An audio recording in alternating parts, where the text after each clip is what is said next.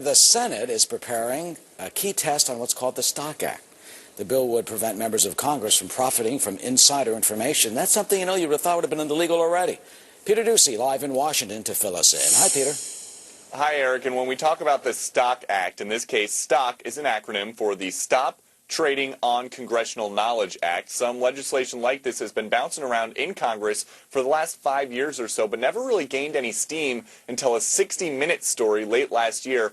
Just this past Tuesday, President Obama said this about STOCK Act in his State of the Union address.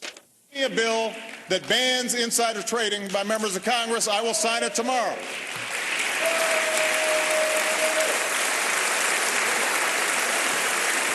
Let's limit any elected official from owning stocks in industries they impact.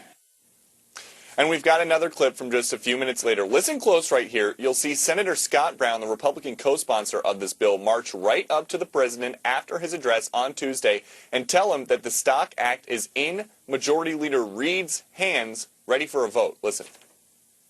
Insider trading bills on Harry's desk right now. See? Tell him to get them out. It's already there. I'm going to tell him. Tell him to get them out. I'm going to tell him to get it done. And Senator Brown also said in a statement after the address, "I hope the Senate passes the Stock Act and sends a unified message to the American people that Congress is not above the law and will be held accountable."